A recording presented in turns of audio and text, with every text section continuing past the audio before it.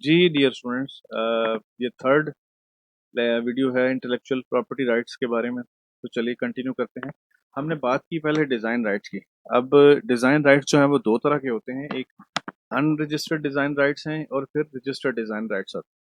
ये दोनों क्या होते हैं आइए देखते हैं। अनरजिस्टर्ड डिज़ाइन राइट्स होते हैं अनरजिस्टर्ड प्रोटेक्ट द शेप और configuration of A marketable or potentially marketable product are used to prevent unauthorized copying original design rights can also be bought, sold or licensed in a similar manner to copyright। ठीक है, design right जो हैं ये unregistered के अंदर वो sold भी किए जा सकते हैं। अच्छा, design rights exist independently of the copyright while कॉपिंग में प्रोटेक्ट डॉक्यूमेंट डिटेल डिजाइन। तो इसमें जो उसकी शेप है, प्रोडक्ट की डिजाइन है, वो फोकस और कॉन्फ़िगरेशन जो है ये सारे के सारे प्रोटेक्टेड होते हैं। तो अनरजिस्टर्ड डिज़ाइन के ये राइट्स होते हैं। अच्छा, रजिस्टर्ड डिज़ाइन राइट्स क्या होते हैं कि रजिस्टर्ड डिज़ाइन में be applied for to provide additional cover over and above the design rights and the copyright protection that may exist.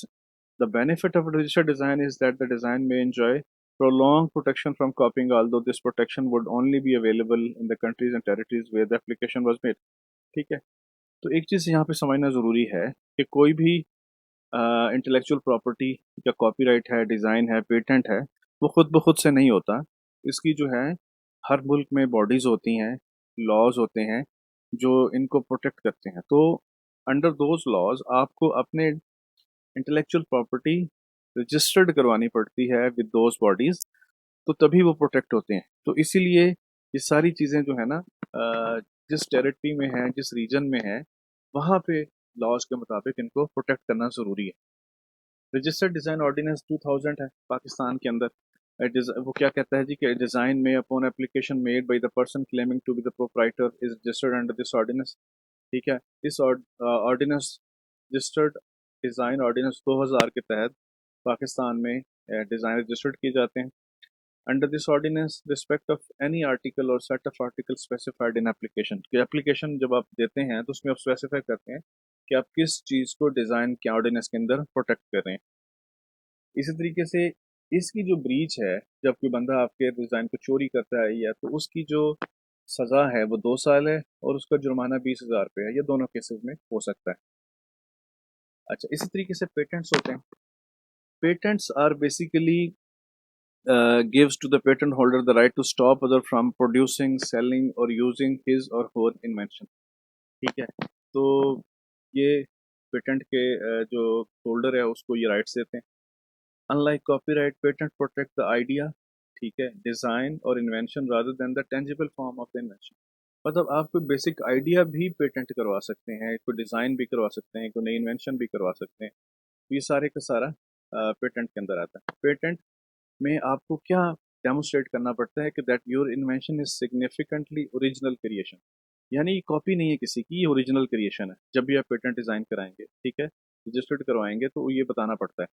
It is unique enough to distinguish from existing invention, कि ये differentiate कैसे करती है जो उसकी similar existing invention है। And then it is innovative enough that would be the obvious to others. ठीक है, ये भी आपको प्रूव करना पड़ता है।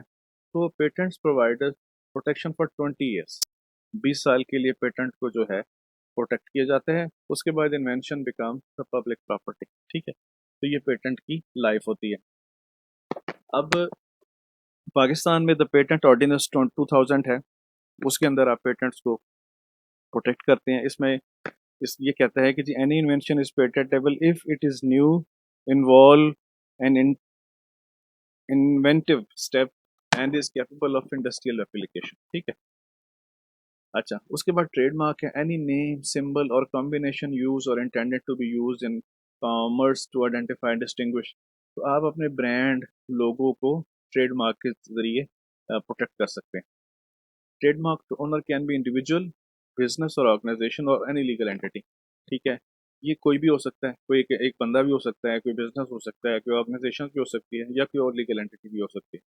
A trademark may be located on a package, label और voucher on the product list। ठीक है, आप उस ट्रेडमार्क को कहीं पे भी यूज कर सकते हैं। ठीक है, for the sake of corporate identity trademarks are often displayed on the company buildings. आपने अक्सर देखा है कंपनीज के ब्रांडिंग के अंदर जो है ये कंपनी के ऊपर ट्रेडमार्क्स लगाए जाते हैं। ठीक है, तो लेकिन वो सारे डिज़ाइन प्रोटेक्ट होते हैं into the trademark law. Pakistan में ट्रेडमार्क ऑर्डिनेंस 2001 है। ट्रेडमार्क 2001 का जो ऑर्डिनेंस है वो कहता है ट्रेड में मार्क में be registered in accordance with the provision of this ordinance in respect to the goods services और बोथ गुड्स एंड सर्विसेज। यानी आप अपना ट्रेडमार्क जो है गुड्स के कॉन्टेक्स्ट में प्रोटेक्ट करवा सकते हैं या सर्विसेज के कॉन्टेक्ट में करवा सकते हैं या दोनों के कॉन्टेक्स्ट में करवा सकते हैं। गुड्स आपकी जितनी भी प्रोडक्ट्स हैं टेंजिबल सारी की सारी इसके अंदर आती हैं। सर्विसेज में जैसे फाइनेंशियल सर्विसेज हैं, कंसल्टेंसी सर्विसेज हैं, ह्यूमन रिसोर्स मैनेजमेंट सर्विसेज हैं, ये सारी की सारी उसके अंदर आती हैं या दोनों के केस में हो सकता है। ठीक है। अच्छा, ये एक कंपैरिजन है कॉपीराइट, पेटेंट्स और ट्रेडमार्क्स का। ये स्लाइड आपको बता रही है कि जी कॉपीराइट के अंदर आप प्रोटेक्ट क्या करते हैं। कॉपीराइट के अंदर जो प्रोटेक्ट होता है वो original work of authorship as a book, article, song, photographs, sculpture, ठीक है, ये सारी चीज़ें इसके अंदर प्रोटेक्ट होती हैं। वेयर एज इन पेटेंट्स हम प्रोसेसेस को, मशीन्स को, मैन्युफैक्चरर, कंपोजिशंस ऑफ मैटर्स को हम प्रोटेक्ट करते हैं। और ट्रेडमार्क के अंदर एनी वर्ड, फ्रेज, सिंबल और design that identify and distinguish the source of goods of one party from those of others, तो ये हम उसके अंदर प्रोटेक्ट होता है। अब उसके अंदर requirement to to be protect क्या होता है कि ए मस्ट, कॉपीराइट के अंदर a work must be original, ये ओरिजिनल होना चाहिए, creative and fix in a tangible medium. ठीक है। पेटेंट के केस में invention must be new, useful and non obvious, ये होनी चाहिए।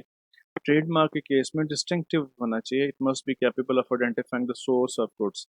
ठीक है। तो ये ट्रेडमार्क केस में रिक्वायरमेंट इस तरह से प्रोटेक्ट होती है। अच्छा, अगर हम टर्म ऑफ प्रोटेक्शन की बात करें तो कॉपीराइट में authors life plus 70 more years के लिए कॉपीराइट होता है। पेटेंट्स में 20 साल होता है।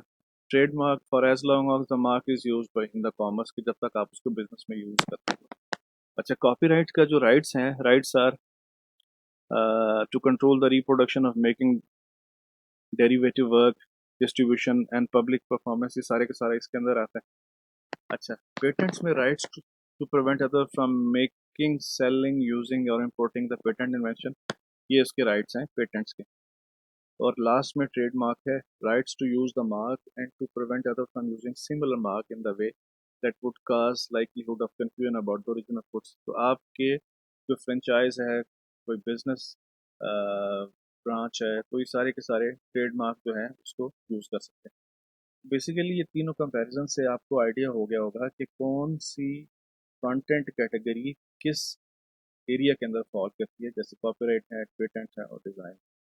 आई होप कि जी अब आपको इंटेलेक्चुअल प्रॉपर्टी के बारे में कुछ बेसिक्स का पता लग गया होगा। होपफुली आपको ये not only in your course और स्टडी, ये प्रैक्टिकल लाइफ में भी आपकी चीज़ें जो है इंशाल्लाह बहुत काम है। Thank you so much.